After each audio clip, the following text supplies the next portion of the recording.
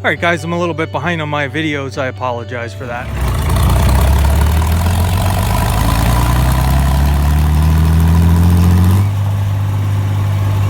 But today, if you live in Pennsylvania, just about the whole state is under a tornado warning. So here in Pennsylvania, it's like once a year, maybe more, we'll get a tornado warning. It doesn't happen very often, and neither do tornadoes. Usually, if we would get any type of a tornado, it's like an EF0 or 1 usually. And that's not to say the conditions don't support a tornado. It is very hot, humid, and muggy today, and there is some coolness in the ground, so it's kind of a mixture of hot and cold air. It's always a possibility, but it's usually once a year, sometimes a little more. I remember the one year we had 4 or 5 in the one year. It was a very the atmosphere was very unstable in the summer. Might have been 2014, 2013. And I remember that clearly because that was the time when the sky was green. The sky had turned green, and our fire company issued a standby alert just to have everybody in the firehouse, because our chief had said he's never seen the sky or the atmosphere acting the way it was. So he figured it was safer to have everybody just hang out at the firehouse until the warning was lifted. We never did get anything, even though it was very quiet. No birds were singing, no crickets, and just green skies and really weird weather. I've never seen a tornado. I'd love to see one someday. But most times it's EF0 or 1. A lot of straight line winds that do more damage here than rotating winds. But it's like I say, it's not to say that it can't happen. All right, so I want to see with all these LEDs on. I had said that I was going to replace all of them. I have replaced every single bulb in the barn. So that makes it real nice. I like that natural daylight. I've said that probably 10 times already. You guys are probably sick of me saying it. I just like it because it seems like it makes dark buildings brighter. The yellow lights just seem to cast a lot of shadows, but personal preference, I guess. So we got some light in here, and it's pretty nice. And the reason I'm behind on my videos is I've been busy with some other things going on here for the last 2 days, so just didn't get a chance to come out and record something. Usually I have something ready to go. Usually I'm a day ahead on my videos. Not the case this time. I thought I was going to be able to make third cutting hay this week. The weather looked pretty favorable, but now it totally changed. So I figured I was done, so I went and finished up the hay bine. I cleaned it all off. I oiled everything, greased everything, sprayed some old diesel and engine oil on the cutter bar and the table, greased all the universals, like I said, checked all the gearboxes, cleaned it up real nice, and was ready to put it away. And now the weather changed again, so we may be able to make some third cutting. I don't know yet. And we got a package here. I think I know what that is. This should be the jack for the sprayer. Brand new jack here for my 500-gallon Demco sprayer. I had addressed that in a previous video. So this is a sidewinder. That's what I like. I don't like the top wind because all you do is bust your knuckles on everything, depending on the equipment. So this should work. Sidewind jack. It has the new ring to weld on. We're going to do that. We're going to weld on an area to store it so it's not in the way. This one is also made in China, but it has a grease zerk right there. I can't believe the Bulldog jacks. A lot of them are made in China, so there's no point in buying name brand at this point, I guess. I don't know. So there it is. That'll be a project. I probably won't do it today. I'm not real big on welding with 70% chance of thunderstorms outside and a tornado warning, although it would make for interesting video. And I don't weld inside. I had covered that in the past video, why I don't weld inside the building here. So we got that. We got some work when the weather changes. All right, so there's the old one. All I got to do is bring my snap ring pliers down and pull that off, but I'm thinking we're going to put this one, if it goes long enough, I might have to put it there. Being that I'm going to store it, see how this will work where I want to store it. I like to store it perfect. I have an extra ring to weld on there. We'll store it up there so we won't turn and hit the jack. Probably have to put it down here somewhere just because it's not a real long. I'll have to crank it out and see how long it goes. So put that on the to-do pile. So I have to get this fertilizer spreader out of here pretty soon. I did order 20 ton of lime. Now that's going on 2 weeks now, so we're back to the same problem trying to get lime. You guys remember that whole fiasco back in the winter time when I ordered lime all the way in December of last year, and it didn't come until Memorial Day this year. So that was to get it spread. The guy who I ordered from assured me it wasn't going to take forever, and it's going on 2 weeks now. I'm getting 20 tons of damp lime just delivered, and camera's not focusing. Delivered and dumped here. If I can spread that 20 ton, if everything works in the spreader, no problems. I haven't used the spreader yet, but if everything works with that 20 ton, we'll have another 60 or 80 tons coming. So I didn't order that second wave of lime just because I want to make sure that that thing's going to work. But there's no point in shuffling things around. I want to keep the baler accessible and the tractor because we might be making some third cut hay yet. I'm still holding out faith that we're going to have the nice weather, and we'll have to see. And the other thing on the to-do pile for this fall, I got to get these tanks put away, put under a roof. I had trouble with my forks trying to move them before. I just got to get somebody here, another pair of hands to help get them balanced on the forks and get them put away for winter. I do need another one. Wait until after harvest to see what we're going to do before I buy another one. I do need a third tank if I'm going to put as much corn in as I want to do for next year. So we'll have to see. If the budget doesn't allow it, I'll just have to get the nitrogen delivered staggered. As I use it, I'll have to have them come and bring me some more. So a tornado warning.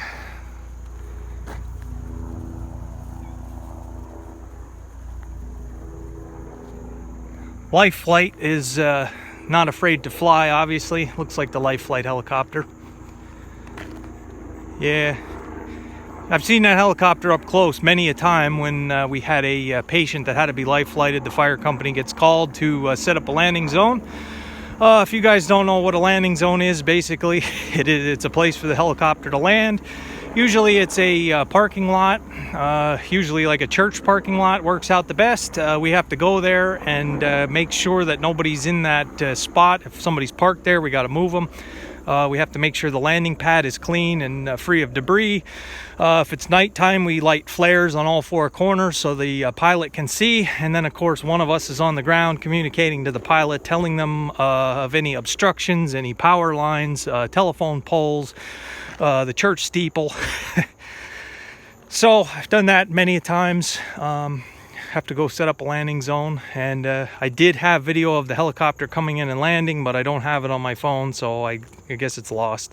If I do it again, I'll show some video of it. It's pretty neat. All right, so this is the swamp update again. The tillage radishes here that I had planted, I guess it's about a month ago. I don't know, I have to check through my videos, but this center spot was drowned out. After they were planted, they were coming up, and then it was kind of thin in that area there, very thin, and we got a lot of rains, and that's kind of the bottom of this wet hole, and it all the water settled there. The radishes had turned yellow, shriveled up, and then that was the end of it. So I threw some wet bales that were wet and moldy. I threw in there just to add some organic matter.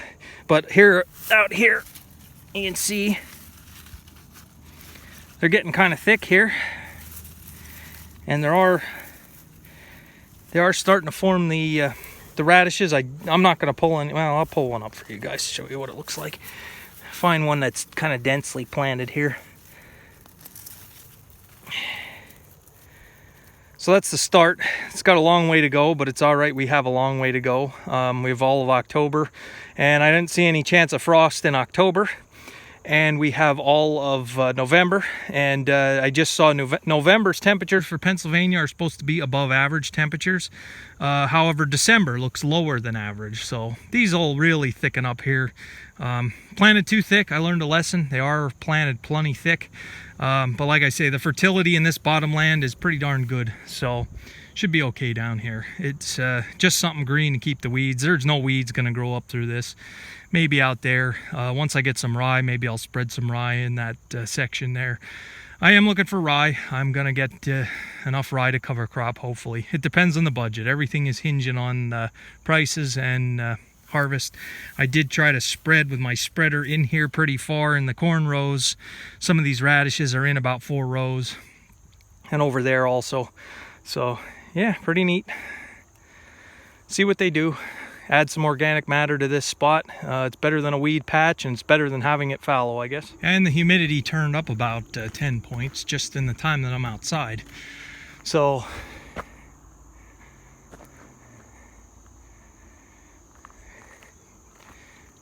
it's fairly quiet too. And there's some birds singing yet, so still hear the crickets. So you guys know I'm always talking about the weather, and some guys are probably tired of me talking about the weather. Well, with farming, the weather is 90% of it, I still think.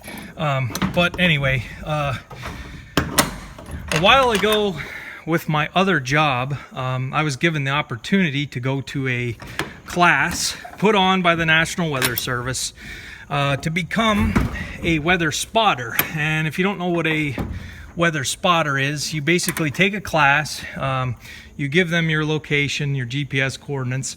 The National Weather Service enters you into their database of people out in the areas of America. And when severe weather is in that area, I have a special phone number. It's a hotline right to the National Weather Service. I have a card in my wallet that I carry that has the phone number. And I also have a spotter ID number, which that number they will type into their computer, and it'll bring up my exact location. So I can report to them what the weather conditions are doing in my specific area. So it's something that's pretty cool. I have done it before. Wintertime, they like to know the inches of rain. Sometimes they will call you. They will look up your phone numbers on record.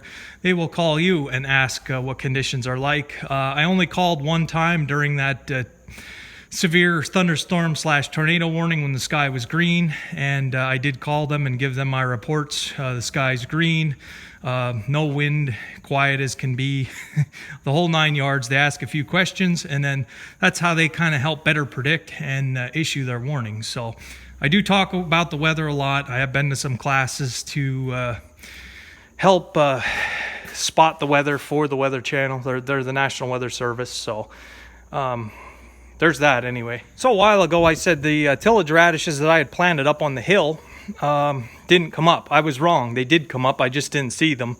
I'll show you guys sometime.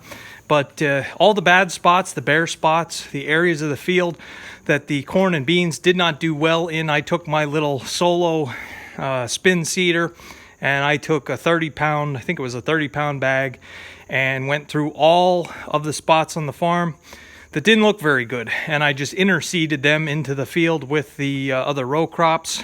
They did come up. They are thin, but there are some pretty nice size radishes coming up in there. So I think that'll be the game plan every year to try to improve some of this soil. Anywhere the row crops aren't going to grow or come up, we're going to go back and interseed some tillage radishes to try to build some soil there. And it's not really lack of fertilizer. Traditional, shut this door here, traditional fertilizer, as you would consider fertilizer, NP and K. The nitrogen levels are good in the soil. The phosphorus is off the charts. I don't need any. It is way up above what you need to grow crops. The potash levels are getting low. I do need to add some potash. Corn uses a lot of potassium. Beans do as well, but not as much as corn from what I'm seeing. Lime is the limiting factor. Soil pH of 5 in a lot of places, not good. The soil tests, they give you a recommendation, and some places they want 8,000 pounds per acre. Well, I can't afford to put on what they want, but what I have ordered as a start, and it's something I want to do every year, lime is going to be included in my fertility program, so I think we just have some acidic soil. And then the other limiting factor is the rocks, and you guys have seen the rocks here, and the planter has trouble getting the seeds in the ground with the amount of rocks. And again, that's why I don't do tillage. If I would chisel all these fields and disc and harrow, it would just be a rock garden, and you'd have to pick and pick and pick. And other guys have done that. They have come here with an army of rock pickers and rock buckets and picked and picked and picked. There's a mountain of there's enough rocks picked already. You could build a Walmart with it. But in addition to some of the other benefits of no-till, that's kind of why I'm staying away from tillage, because I don't need another mess on my hands with 400 ton of rocks to the acre. And this is where I jackknifed the tractor coming down the hill the other day when it was so wet.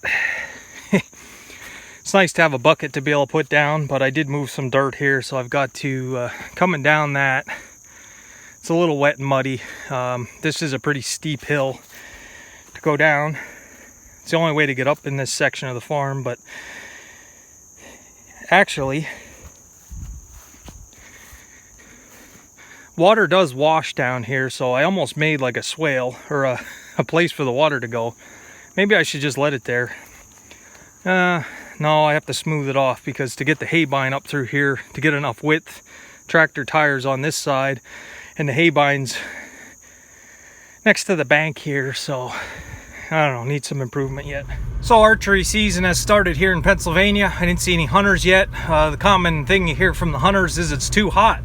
And I can imagine hunting deer in 80 and 70 degree weather. It's not really the cup of tea. Usually you want it nice and cold when you're out hunting, but there's still deer here. It doesn't matter if it's hot or cold, they're gonna stay here. So but yeah, archery season started anyway. And of course, the Monday after Thanksgiving here in Pennsylvania is a national holiday, the start of deer season, and probably there's so few people at work on the Monday after Thanksgiving that you might see a dip in the stock market. I don't know, I'm not an expert on it, but there's that many hunters the Monday after Thanksgiving here in Pennsylvania.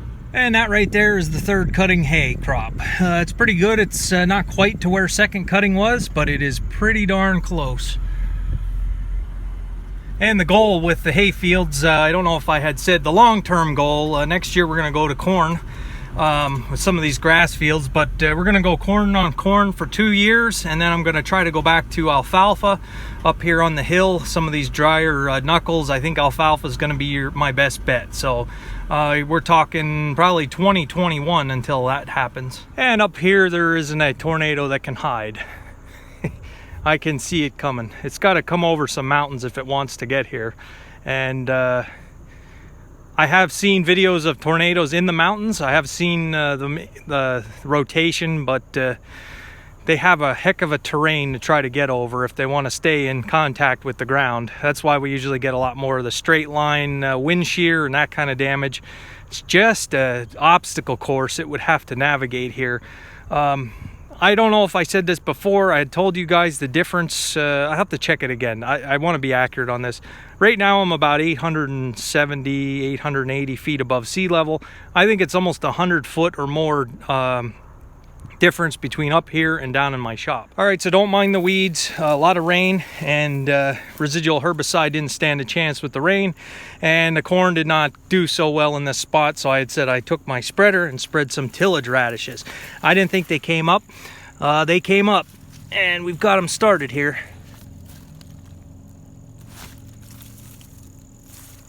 Not as thick as I would like, but they are here nonetheless. You can see them all in there. Mixed in with the weeds, so I don't want to do any fall spraying in here because I don't want to kill the radishes, but I think what we might do is go over the top with some lime, some chicken manure, and some rye. I am a little worried about stalk integrity just because of the amount of rain that we had and shallow roots. That is going to be an issue. Haven't seen much down corn, and if somebody is shelling corn at this point in the year, I'd be surprised. I don't know of anybody that is. I know everybody got their silage pretty well at least finished, or almost finished, but we're a little ways away yet from getting it into a combine. Beans are turning yellow. That was fast. And the waterway project for 2018 has been canceled. It has been canceled by not only the contractor, but also it has been canceled by the USDA. I will do a separate video addressing the waterway and the project and what was planned, but not now, not in a while. I'll come back to that subject. So how wet is the corn? I told you guys I don't have my moisture tester anymore. I had sold it But my neighbor has a moisture tester, and I might take a few cobs over to him to see what mine is at. His was planted earlier. He said 2 weeks ago it was 34%. Now this past week or the week before, it's down to 28%. So just as a general reference, this is probably still around 30 if I had to guess. Maybe not. Depends on where he took his sample. If his fields were more bottomland, this is up on top of a hill. I have no idea if it makes a difference, but our planting dates were pretty close to each other, so I'm sure he would have tested his earlier stuff. I don't know. But instead of buying one, I might pull a few cobs, run it over there, see if he can test it for me. And with that, I will leave you guys till tomorrow. Sorry I didn't get the videos up. I missed 2 days. I haven't missed 2 days since I've been on YouTube, but it's how life goes sometimes. I just got the text that dinner's ready, so I'm going to eat. I love to eat, and I think it might even be ribs, so I'm on my way as fast as I can. So, all right, guys, thanks for watching. I appreciate it. I will see you guys hopefully tomorrow. I don't see any tornadoes yet.